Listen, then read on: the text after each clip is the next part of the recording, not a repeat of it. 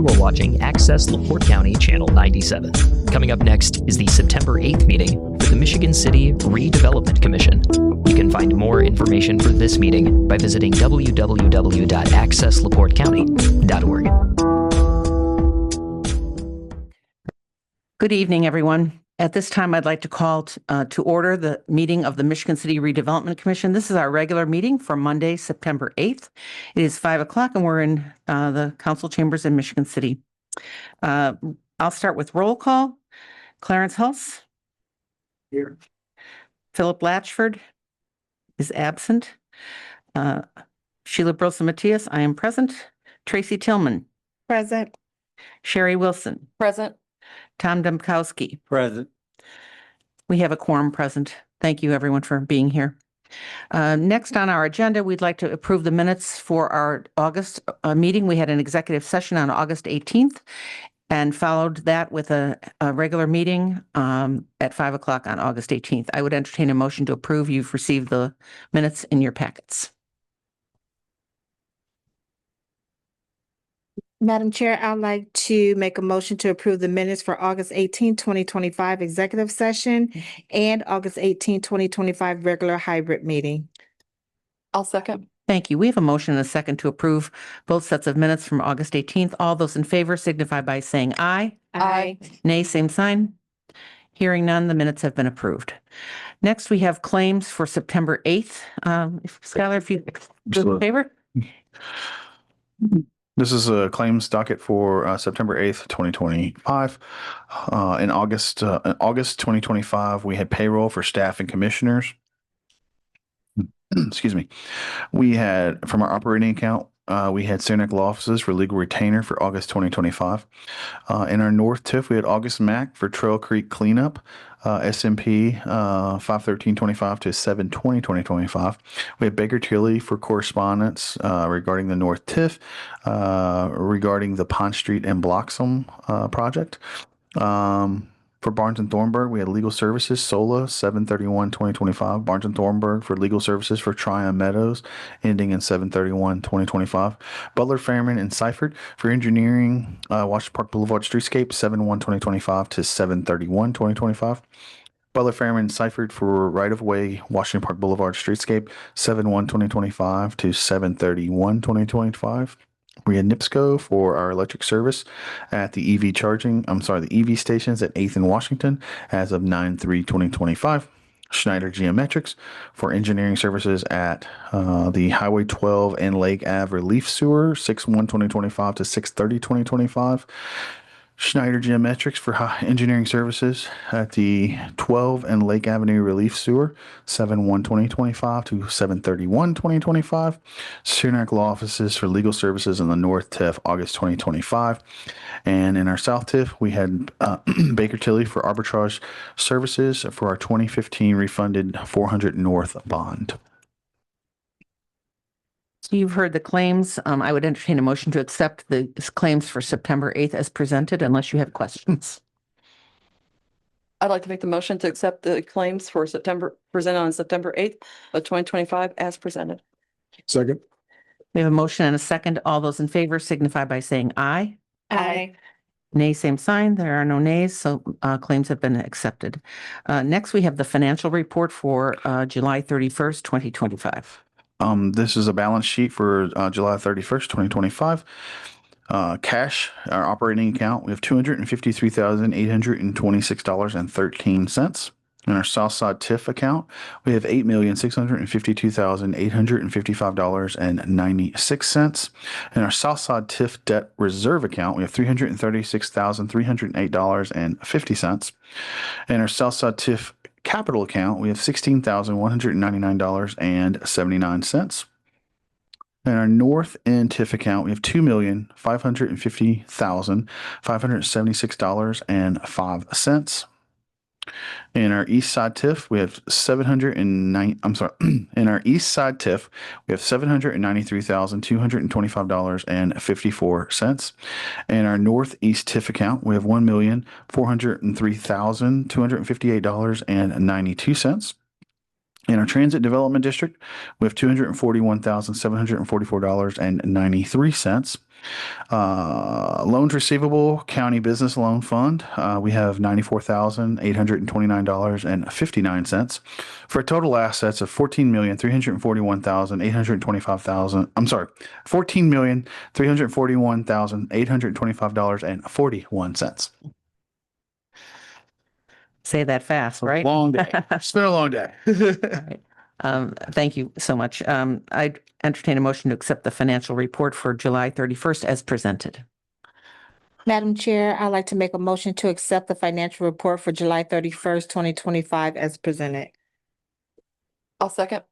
Thank you. We have a motion and a second to accept the financial report. All those in favor signify by saying aye. Aye. Aye. Nay, same sign. There are no nays. Motion has, financial report has been accepted. Next, we have public comments. Are there any members of the public who wish to speak at this time? Yes, this is Tommy Kolovic from 1316 Ohio Street. Good evening, Madam President, and our distinguished redevelopment commissioners.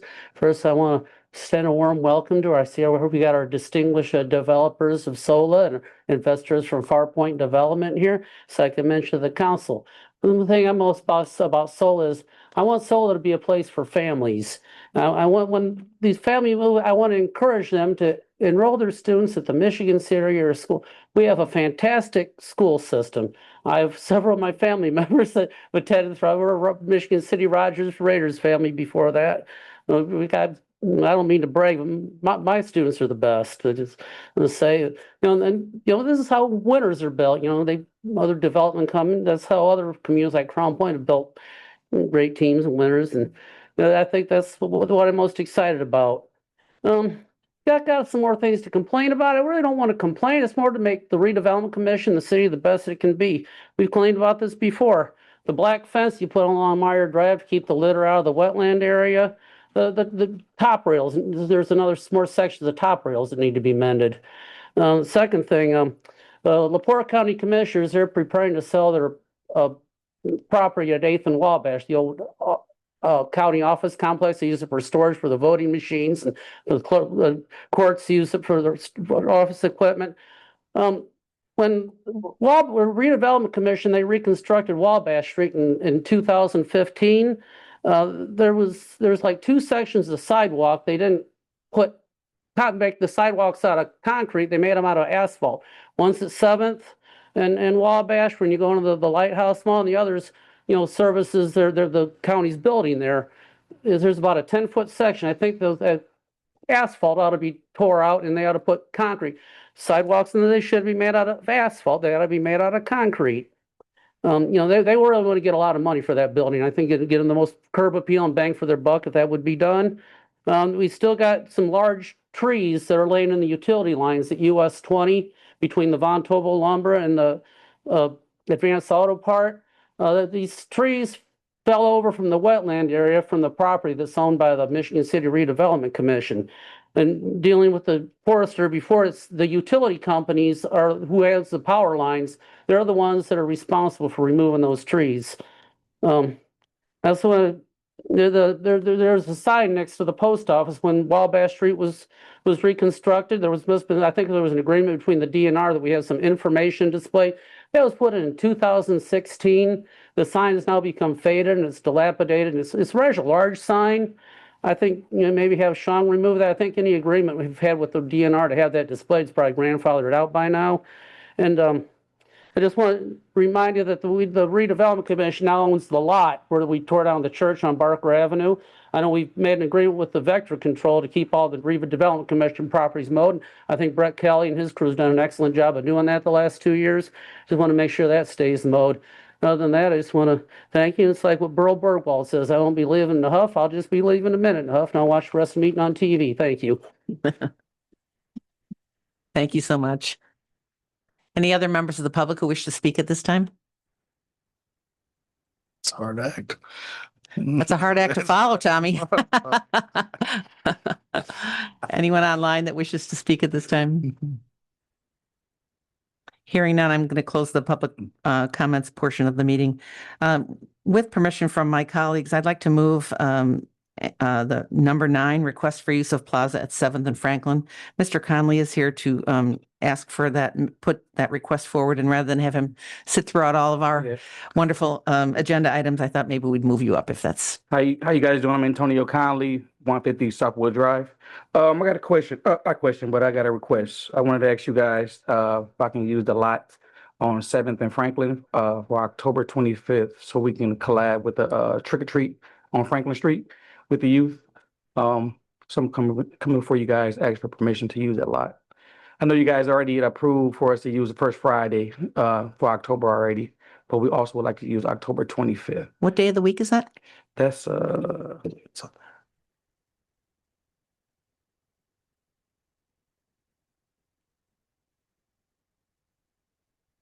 it's a Saturday. Okay.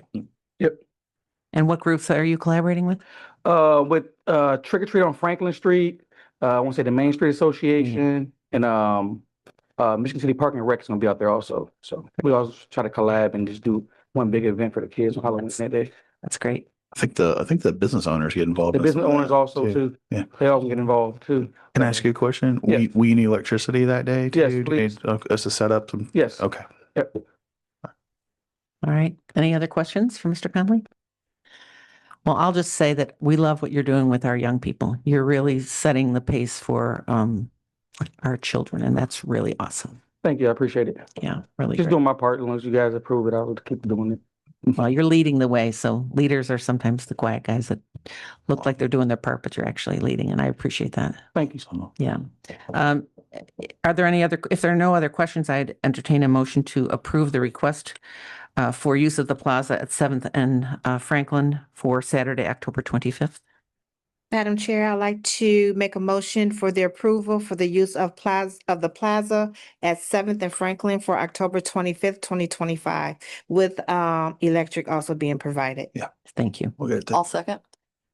We have a motion, a second, to approve the request for October 25th, adding electricity to that request, the plaza at 7th and Franklin. All those in favor signify by saying aye. Aye. And nays, same sign. Hearing none. Thank you so much for all you do. Thank you all. Thank you. Thank you. Moving on, we have a public hearing and a resolution 825 for designating the solar project allocation area. Yes, I do. We do have a Mr. Tom Everett with us tonight, and I believe online we have Andy Mouther. Should there be any financial questions or things related to both of these resolutions and how they work?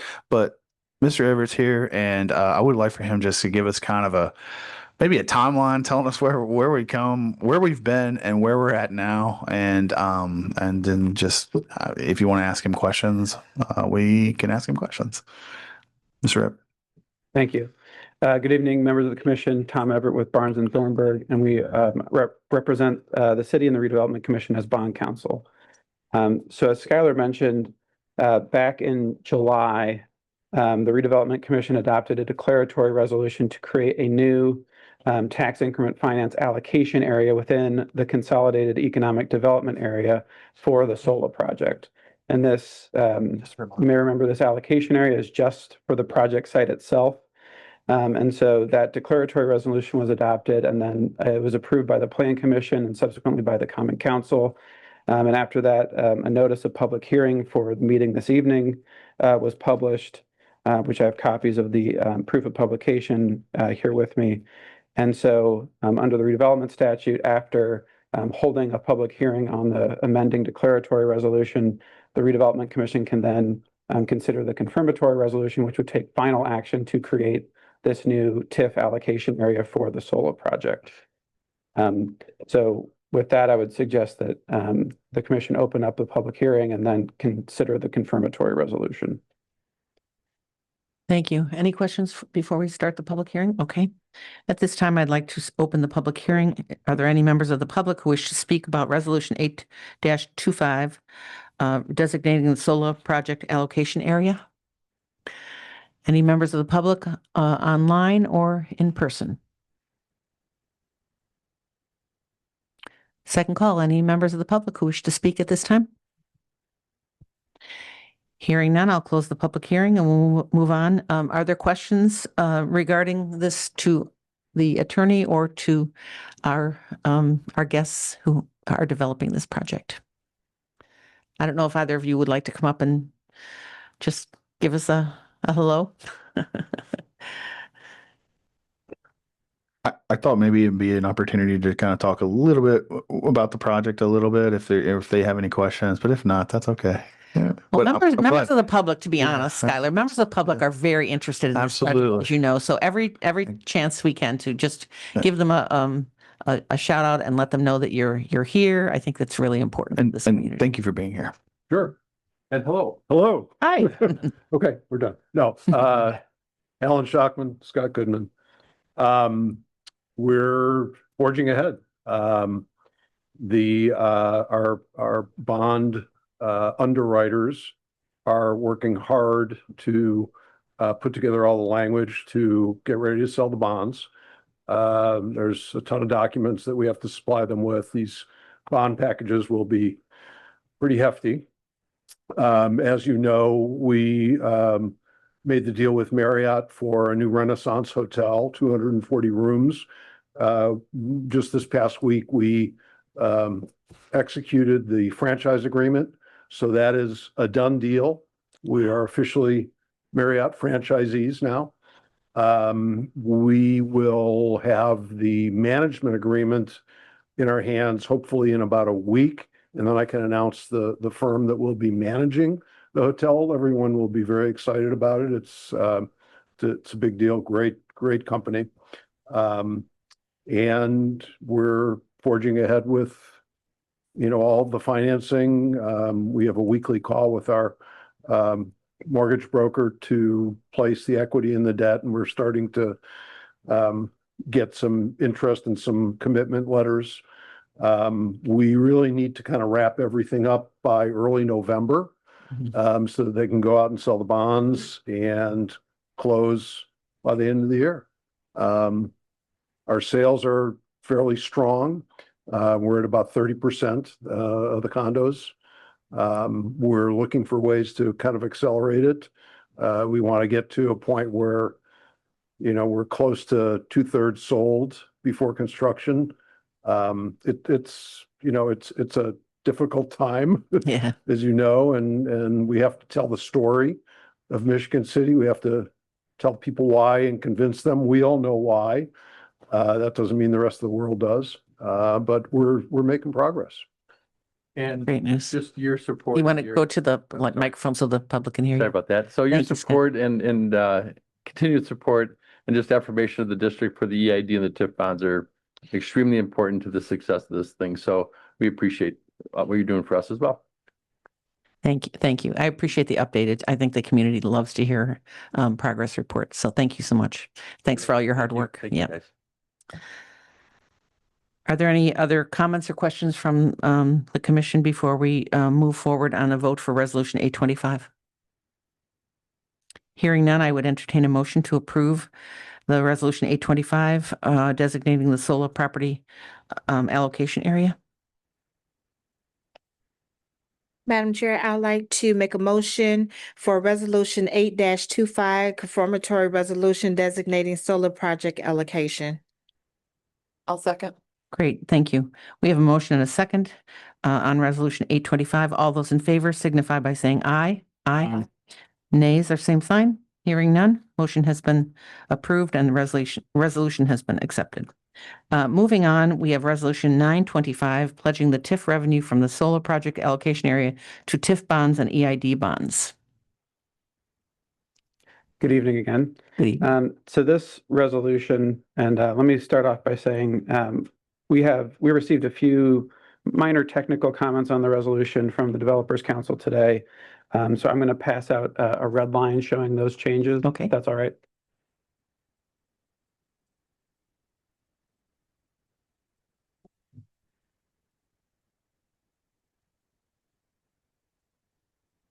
Thank you. Thank you.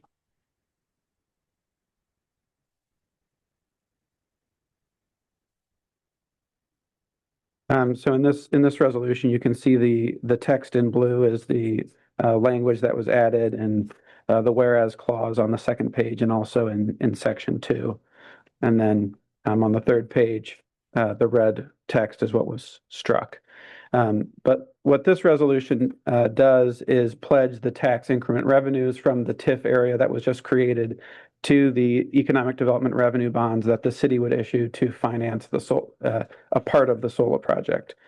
So as you're aware, the Common Council on August 4th adopted 2 bond ordinances that authorized the city to issue TIF bonds and then also bonds that are payable from the EID revenues, in addition to a junior pledge of TIF from the project area.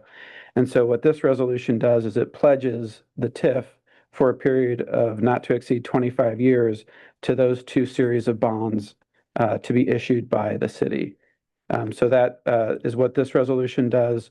It also authorizes the Redevelopment Commission to enter into a pledge agreement, which would be executed at the time of closing on the bonds, and also any other agreements necessary to issue the bonds. So that's a broad overview of the resolution. I'm happy to answer any questions you might have.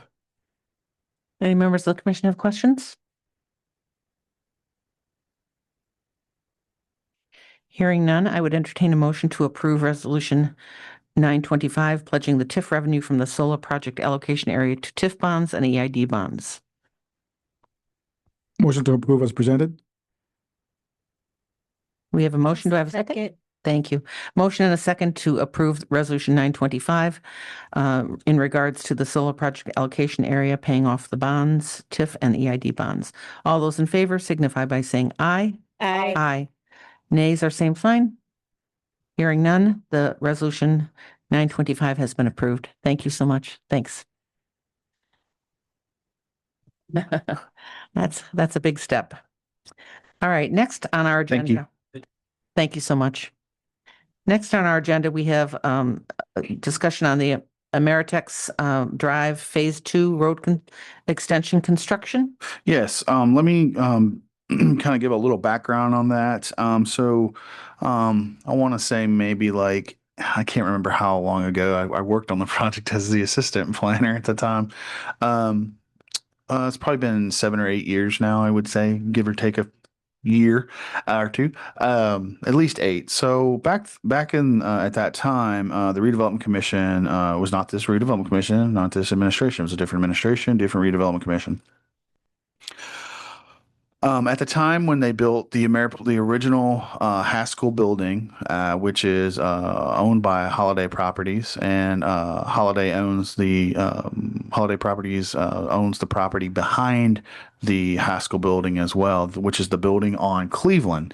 That building was built out as sort of a shell. We didn't have any shell buildings at the time. They built that building with the intention of that we could get different companies, different light industrial companies in that building.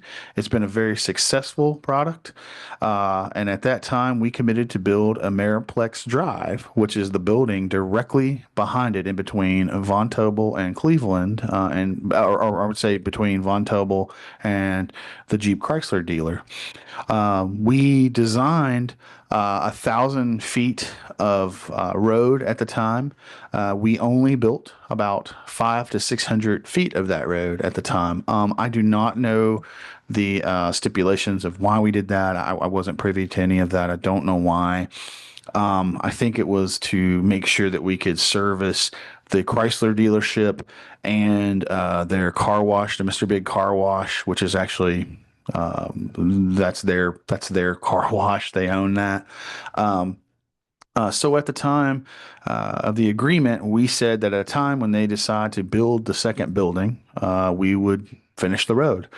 Well, they're ready to build the second building at this time, and they have a demand for it, and they have a user for it. an end user for it, and they would like to pursue the building of this building. They still have a couple things they need to do. They will be coming through the Planning Commission for a subdivision, and then they will be coming, believe working with Clarence on some things as well from the Economic Development toolbox. But at this time, our commitment is to build the rest of this road, which is approximately 400 to 500 feet of road. At the time, Haas and Associates had designed the full road. They had designed and engineered the full road. So I have went back to Haas and Associates, re-engaged them, told them dust off the designs, make sure that they're still applicable, make sure all the engineering hasn't changed, specs are same, or if they've changed. They're prepared to do that, and I think that it makes sense that we just stay with them for meaning that they would take us through any tweaks of design, but also the bidding package, and then they would also follow up with inspection services as well, as to not strap our city engineer. We just have one, but they would be reporting to our city engineer on roll tests, things of that nature, inspections, oversight, things of that nature for the actual construction project. They have made a proposal to us, and I do believe Mr. Cernak has a couple of things that need to be answered from Mr. Laughlin at Haas & Associates, but they are very minor things. And as far as the scope of the work and what they will be doing for us, I think we're good on that. The product or the number that they're asking for is a lump sum, not to exceed $46,000 to basically dust off the old document, make sure that it is still good, to do a bidding package for us, take us through the contract administration. So we'll have to do, it'll be a public bid for that. So it'll be similar to our RIF project, meaning that it will go through the public, it's a public road, so it'll be publicly bid and go through that project or that process. And then they will take us through observation and inspection services, like I said, so as not to strap our city engineer with such a task. Any questions on that? Or did I miss anything, Alan, on your end? I think it's important to add the anticipated schedule, the milestone Yes. schedule, because they'll be managing that as well. So starting with today, September 8th, and project closeout by December 8th. So that's a pretty aggressive. It's a very aggressive timeline, and I think it will probably correspond with the timeline. Honestly, we got to build this road whether now or later. The Holiday intends to build a building, and in hindsight, I do wish we had built the other 400 feet back in the day, because I'm sure it'll be a lot more expensive now. So Yeah, thank you. Anyways, Any other questions for Skylar before we entertain a motion to approve this proposal? The only thing that I just want to say is that I just had a couple of questions of Ryan. I tried to call him today, but he was off today. He's usually very good about calling back. I have a hearing tomorrow morning, but I should have all afternoon. So if there are any changes, there'll be minor ones, but just I want to make sure we're clear on everything. So I have particularly again because of the time frame that they've cited. If you're okay with approving this and going forth with this project, if we can make it contingent upon my review as we've done on other times. And if there is anything, any minor changes that need to be in the actual wording itself, we can cover that. But it's still, the motion would be approved this subject to attorney review and possible changes in implementation of the contract, then we'll be okay with that. Okay, the changes are minor, you mentioned. Yeah. Okay, They're more just terms of art and clarification questions on my Okay. part, yeah. thank you. I'd like to make a motion that we accept the proposal presented by Haas and Associates for civil engineering services for the phase 2 of Ameriplex Road with the contingency of review by our legal counsel. Thank you. We have a motion. Do we have a second? Oh, not to exceed 46,000. Yeah, 46,000, right. Second. We have a second. Thank you. At this time, I would,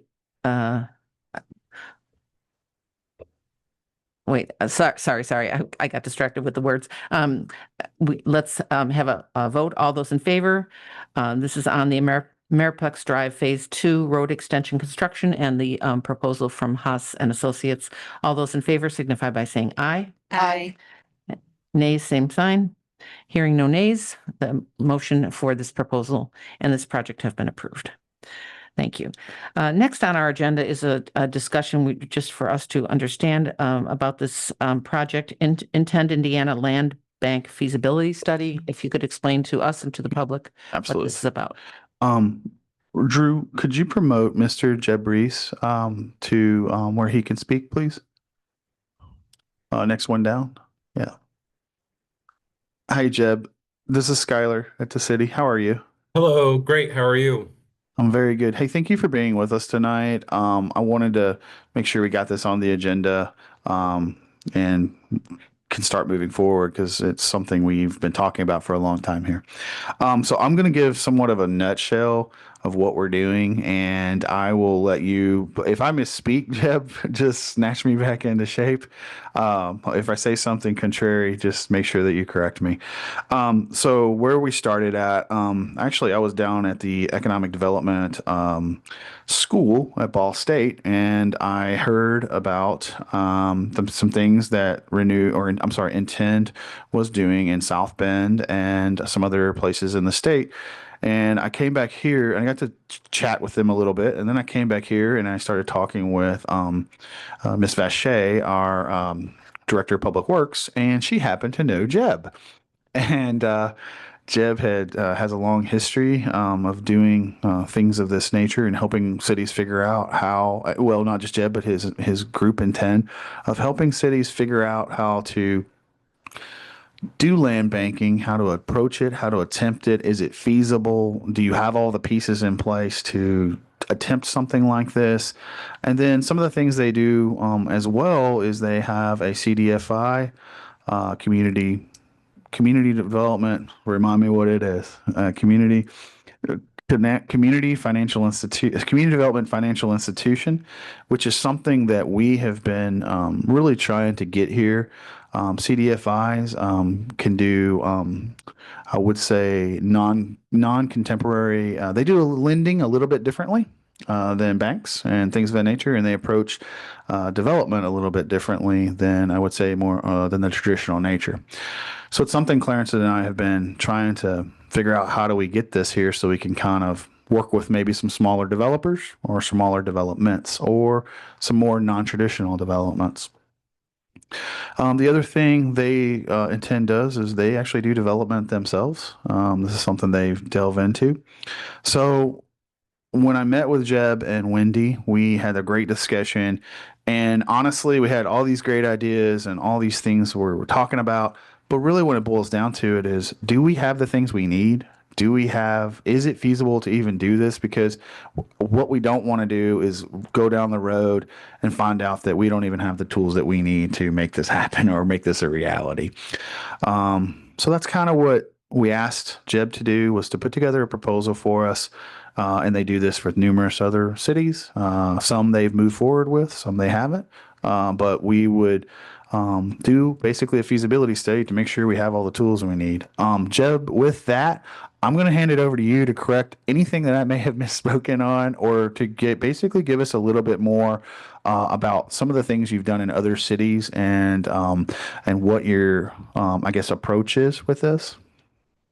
Yeah, I think you were exactly spot on, Skylar, and maybe we'll have to take you on the road with us to talk about what we do with other places. But yeah, so the intent of this feasibility study is to really kind of scope out what a land bank in Michigan City would look like. And so basically the report would include a framework of, first do this, then do this, and really take the city through different decision points needed to establish a land bank if that's what is feasible. So this year we've been working a lot with your neighbors to the east over in St. Joseph County, Marshall County, Elkhart County, and Kosciuszko County, really doing a feasibility study in Kosciuszko County and then helping St. Joseph, Elkhart, and Marshall establish a 3-county regional land bank. We're also working on the east side of the state with the Muncie Land Bank, as well as helping Wayne County to establish a land bank, and then have been providing some technical support to the Uplands Regional Land Bank down in South West Indiana. So we have a pretty broad reach, and would, really like to dive into this in Michigan City. And again, like Skylar said, we also do small business lending, affordable housing lending, as well as the construction of for sale affordable homeownership opportunities. And so when we partner with places, we're very collaborative. We really view our partnerships as multi-year commitments. So really wanting to invest in a place and deepen our relationships there. So while at the beginning, this may just be, the land bank feasibility study, it's definitely the first step into other opportunities within the full gamut of what we do. Over in South Bend, for example, we're building 92 new construction houses on the west side of downtown South Bend. That will be a mixture of low to moderate income affordable homeownership opportunities, as well as some workforce housing and market rate homeownership opportunities. In addition to that, we're also managing a regional affordable housing investment fund that will support the development of other affordable housing opportunities, as well as affordable rental opportunities. And then also bringing in like a mortgage product and things like that. So South Bend is a really good example of, how we layer in our different programs and maybe what something in Michigan City and LaPorte County could look like. So can I stop you just for a second to ask you for the community that doesn't know anything about a land bank, what are the goals and what are the objectives? Why is this something that would be really positive for Michigan City, and why should we get excited about this idea? Yeah, absolutely. So land banks really exist to return vacant and abandoned properties to productive use. So I'm sure in Michigan City, you're aware of a specific property or several specific properties or an area where there are these properties that have just been vacant, abandoned, and deteriorating for a set period of time. And the reason this happens is because of the tax sale system, people sort of exploiting that system, or just a general lack of market interest in these properties. So land banks really exist to kind of step in where maybe local governments may have too much red tape, or it may be too challenging for them to really take that on themselves. And the land banks can be flexible, thanks to Indiana legislation, to take those properties in, stabilize them, and then market them for redevelopment. And I think the important piece is that when those properties are sold to a buyer, that buyer is vetted. So they come to the land bank with a development plan. They come with a proof of funds that they are able to develop the property. And then the land bank requires that they develop the property within a set time. So typically 2 to 3 years. So in Indianapolis, for example, in neighborhoods that were hit really hard by the recession in 2008, where the market was very similar to that in some of these neighborhoods in Michigan City where there may be vacancy and abandonment, the Indianapolis Land Bank was able to return over 1,200 properties to productive use in about a 10-year time frame. And that was a leveraged private investment of about $126 million. So that was just private individuals, even families like bootstrapping, bringing their own funds to redevelop these properties and kind of flip the market narrative in these neighborhoods. Thank you. Are there any questions? Like Tracy, you look like you have a question. I'm taking all this in. So excuse me if I don't convey this properly, but I'm just wondering, for us to consider something like this, and as he mentioned, it was in regards to also if this is not something that we can't do already, or are we not doing this already with any type, not the land bank, but as far as any type of buildings that's already within Michigan City, do we not already know where those are located, that where they can be rehabbed? And also, you mentioned Indianapolis. Would some of these developments also be known for on the east side of Indianapolis for the redevelopments? Yes. Mm-hmm. Okay. Okay. So right now, the difference in what this does. So, we act as somewhat of a quasi land bank. the redevelopment commission. I'll call us a quasi land bank because really that's not our goal to hold land. And our goal is to hold land and redevelop. But honestly, what Jeb is talking about really is really geared more toward residential development. And there may be some mixed use development in there, things of that nature. But really, from our standpoint, like we provide tools for redevelopment. Sometimes we have land, things of that nature. But honestly, I don't really, we get more involved in larger projects. It's really hard. Sometimes it's very hard for us to get really involved in like a quarter acre piece of land that's in a neighborhood. This is where, like I can't just purchase that land and hold on to it because it's going to be hard for probably me to find a quarter acre piece of land user for that. Really, we're set up to more take on more industrial, post-industrial, larger buildings, larger pieces of land, and really work through the TIF processes or through the bonding processes or the EDC process, Economic Development Commission processes, to do that. But honestly, what Intent does is really help find the end users as well. It's hard for me to, like, I can find plenty of people to develop large pieces of land, but really when it comes to the neighborhoods and things of that nature, we want to make sure that the users are, so there's affordability pieces of that, that the users aren't sitting on them, or that the end user or the end developer isn't really, they don't get the piece of land and just sit on it for 10 years, 20 years. Really, there's a time frame, and that's what the statute allows the land bank to do, is to really target who those individuals are who can get the land, get access to the land, and it sets a time frame for them that they have to have it developed in a time. So I'd say it's a little different than us, but honestly, the place that it kind of, the reason why it's before us tonight is that it makes sense that we work partnerships, that we work hand in hand, because some of these vacant pieces of land, there may be ways that we can provide tools such as housing TIFs, things of that nature. There may be tools that we need to establish, but in the end, if it's a housing TIF, I don't necessarily want to be involved in the individual pieces of property or the rehabs of property or the development of homes, things of that nature. Just like kind of with Kovchak, we gave him a tool. Now it's up to him to kind of go and try on Meadows. It's up to them to go develop. We're not really the developers.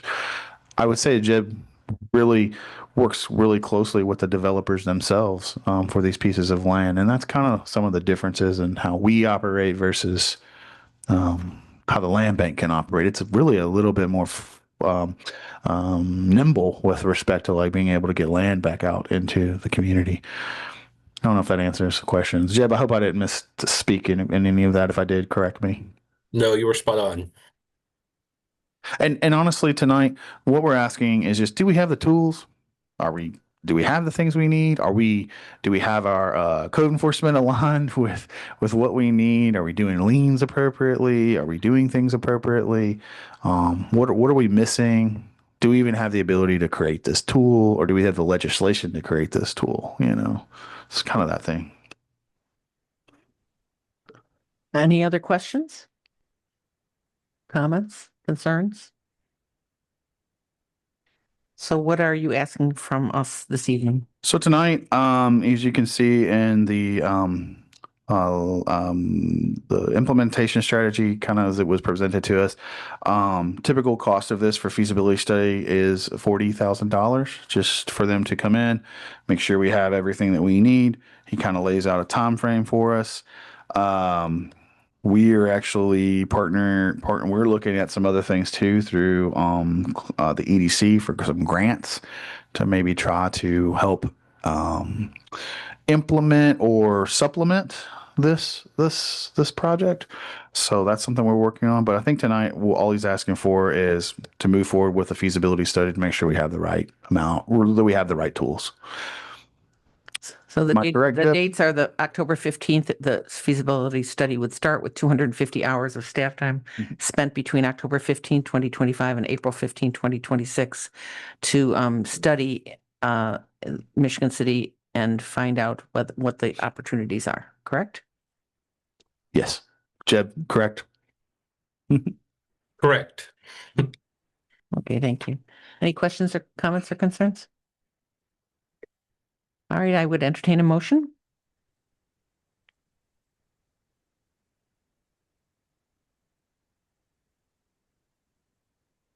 Anyone? Motion to approve as presented. I second.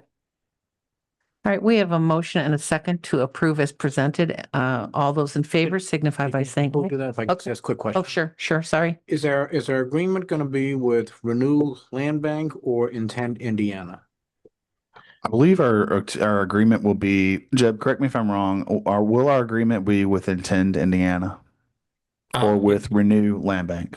It will be with Renew Land Bank, which is a wholly owned subsidiary of Intent, Indiana. Okay. Are we going to get a formal contract on that, or is this the formal contract? There will be a formal services agreement, yes. I'm sorry? There will be a will be. formal. Okay, all right. Yeah. All right. That's all I had. Will the formal service agreement just summarize the timeline and the scope of work that is contained here? Yes. So, Mr. Attorney, are you comfortable with us agreeing to this without a contract in place? Well, I think what I heard Jeb say is that basically we're approving, the expenditure of $40,000 to do a feasibility study with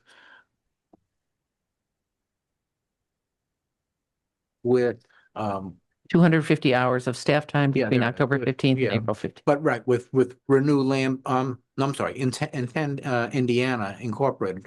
But you're approving that we will be receiving a service agreement that we will execute subject to the agreement that we made tonight. Yeah. So basically, you're committing $40,000, but we also still need to approve a Yeah, service agreement. just one correction. It would be with Renew Renew. Land Bank, Yep. Renew Land Bank. which is a subsidiary. Of Intend Indiana, Okay. yes. All right, so you're comfortable with us Yeah. proceeding? Okay, thank you. Do we need to amend the motion or?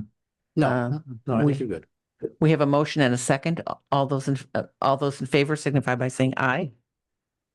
Aye. Aye. Any nays, same sign? Do you have a question? I want to make sure you get all your questions answered. And this was not to exceed 40,000, That's correct? correct. Okay. Okay. Just want to make sure she. So should we take the vote again? I think we had all ayes. Yes? Okay. All right, motion is carried then. Thank you. Jeb, thank you so much for being here tonight, and we do look forward to. I hope we can have a report back at the end to tell us what we do have and maybe what we don't have.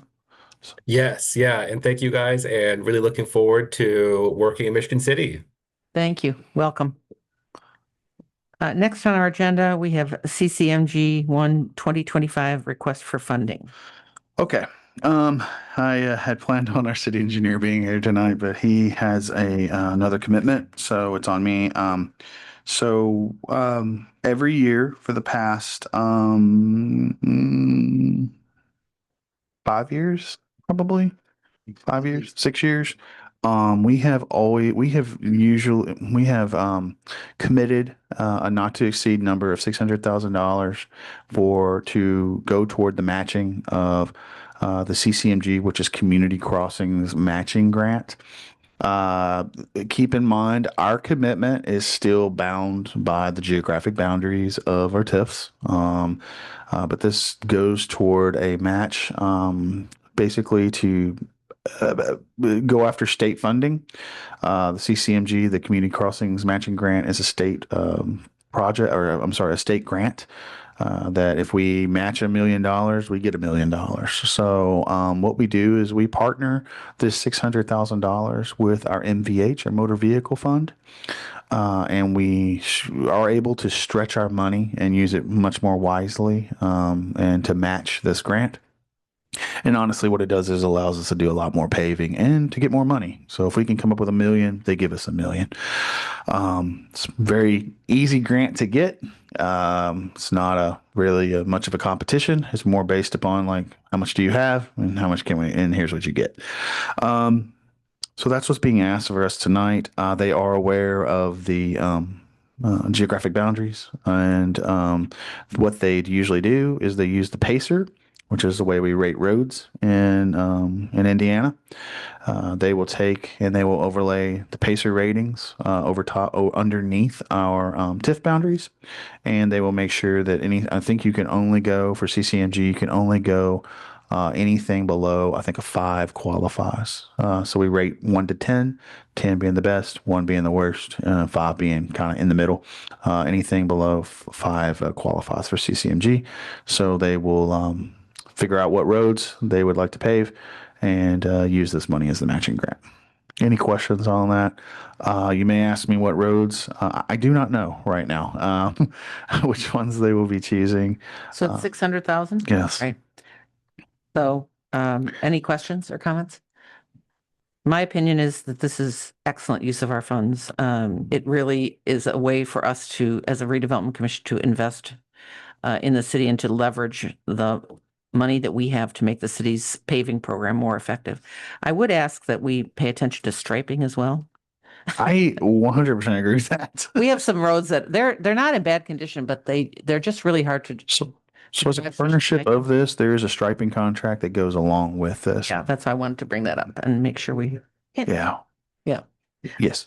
I'm not quite sure, but is this not something as far as the striping, did the street department invest in purchasing their?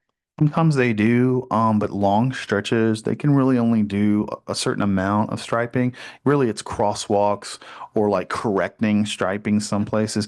But really those long stretches of road. So yes, the answer is yes. They can, but there is a limitation to the amount of striping. Yes. Yes. Yeah. Yeah. Yeah. We're so like a mile of road. It's yeah. Yeah. Yeah. And then the other thing I was going to say too, just for general knowledge of the public and everything, the type of pavement striping that we do today, It's low- expensive. it is, and it's low VOC, which is better for our environment. Yeah. But it also doesn't quite have the steadfast that the bad stuff had. So there's some trade-offs there. So, Agreed. but used to last 5 years, now lasts like 4. So Yeah. Thank you. All right. So, I would entertain a motion to approve this request for $600,000 funding to match a CCMG request from the city for paving. I'd like to make the motion that we do the matching 600,000 for the CCMG matching for future pavement Great. in the district, not to exceed. Support. Thank you. We have a motion and support to accept this request for funding for $600,000 not to exceed, which would be applied to paving. All those in favor signify by saying aye. Aye. Nays are same sign. Hearing none, the motion has been approved and accepted for funding. Thank you. Next on the agenda, I don't know if there's any additional SOLA updates and approvals, but we heard from the developers this evening and some lawyers, so I think we're near the finish line. We have provided the tools that are necessary for them to hit their December 19th, which is the other benchmark. Excellent. Thank you. Next on the agenda, 11th Street Station, garage and residential towers, anything updated or approval? I know just visually, we're looking at, I know there were a lot of naysayers. They didn't think this would ever happen, but it is there and it is getting tall. Yeah, I don't know a completion date. I think is still looking at March. I know that I can tell you that we have had discussions about partial COs, meaning that we would allow 4 floors to be occupied and then finish the rest, things of that nature. But honestly, there's always a balance to that, meaning that it may not be worth it for them to try to get those 4 floors done to get 3 people in. So they're trying to balance making sure that that's feasible on their side because there's a cost to that. But we have had discussions about, are there ways we could get early people in, things of that nature. But again, they need to come back. They're going to have to come back to us and kind of analyze that, make sure it financially works out. But other than that, I think everything's on order and still moving forward. Thank you. Anything additional from legal counsel? A couple of things. First, there was an executive session prior to this meeting. No issues, no items were discussed that are not permitted under the open door law. No decisions were made. Just to follow up on last month, we talked about the changes to the Riverfront alcohol license program. I've already spoke with one attorney who will be coming to you at October's meeting to request a license. But as part of our process, we need a subcommittee. So I need volunteers tonight with Skylar and me, 1 volunteer, 2 volunteers, no more, but somebody to be on that committee so we can meet with them sometime the next week or next couple of weeks, maybe. Okay. Do we have any volunteers who would like to be on this subcommittee? I'll volunteer. Okay. Great. Cherie Wilson has volunteered. Thank you, Cherie. So we have our committee. And then the only other thing to follow up from last month, we still have not heard from opposing counsel with respect to the Trail Creek settlement agreement. Don't know what to tell you, just it's in their hands. We've kind of approved it on our end, subject to the commission's approval, but in terms of the changes, our attorneys down with Blue Shadley they're comfortable with it. And as I said before, this is only nothing to do with the indemnification issue, so. Right. Alan, can I ask a question? If someone else from the commission wanted to serve on the alcohol, can you have two, but no more than two? Right. Because that's the quorum. Right. Served. All right. Yes, we have two more people. Well, Okay, so we have two volunteers. We might have three. So if you need a sub, we got Tracy. So, Need a sub. yeah, so Yeah. really the goal of this committee is to meet with these petitioners who would like to have just so you know, have a liquor license. It's really to review their application, review their proposal to us. Does it meet all the criteria that we have set in place, times, open hours, etc., and really bring a recommendation back to this board. Great, thank you. All right, thanks, Alan. Next, we have our director's report. Anything? The only thing I would just like to say is that we do have a commercial project that we're working on in the South TIF area. Actually, well, it's not the South TIF area anymore. We still call it that, but it's a combined TIF area. But it is in the southern part of the city. It's a really exciting project where they'll be creating about 13 new commercial lots for us, or for the city, I should say. They'll be building some road. They will also be making some connections that we honestly have been wanting to make anyways. We've actually been working with the South TIF connectivity improvement project. And they are actually going to be basically taking that plans that we already have and implementing them for a road. They will be coming to the commission at our next October meeting and making a presentation and with a request. And I just want to kind of cue that up to make sure that that you know it's coming and that the public knows it's coming. And then also, I actually have another commercial project in the South area that, again, I'm glad we have been doing this South TIF connectivity improvement project. I think putting it out there to the general public and then for also developers to see. Even though we're not building all the roads, people are coming to us now and saying, "Oh, I didn't know the feasibility existed to have a road there, or that you wanted a road there." So now we have another developer coming to us, and actually, I call it another piece of the puzzle, if you will, that they're going to work with us on, and it involves Town Center Drive. So I'm really excited about that opportunity to check off another piece of the puzzle for Town Center Drive. So. That's great. So I'll meet with them, see what we're going to do. If there's something we can help provide to them as an incentive to give us right away, that's kind of the discussion that I intend to have with them. Thank you. Thanks for the updates. Any commissioners have comments or topics they wish to cover? Just two things. Tomorrow, we're having an info session here at City Hall regarding entrepreneurship, how to start your business. We're partnering with Notre Dame and the city to do that. So anybody who wants to start a business, we have a 6-week program for you to go through. And then October 8th, we're having a breakfast, commercial real estate. We're unveiling the commercial demand study in Michigan City for real estate, for both housing and commercial. So you guys are all invited. So let me know if you want to come. It's open to the public. So Thank you. Cherie? Just wanted to remind everyone that the Historic Commission, along with Indiana Landmarks, is presenting on October the 11th from 10 a.m. to 12 p.m. Central Time at the Michigan City Police Department, a paint workshop. And I would like to encourage everyone to go that can make that. They encourage you to register, but they do allow people to show up unregistered. They just kind of want to have a count. But I highly encourage this because many of us think we know how to paint until we've attended one of these. And I still use techniques from one that I went to about 15 years ago with Bob Yap. So I highly encourage it. And it's being actually the Paul Hayden is the one that's putting it on from Landmarks. And he's an expert in that field. So, okay, that's about it. Thank you.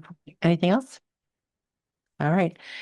Hearing no other commissioner comments, our next meeting, which was normally scheduled for October 13th, will be rescheduled because that is Columbus Day and City Hall will be closed. So keep your eye open for our next meeting date. And unless there's any comments or questions, the meeting stands adjourned. Thank you so much.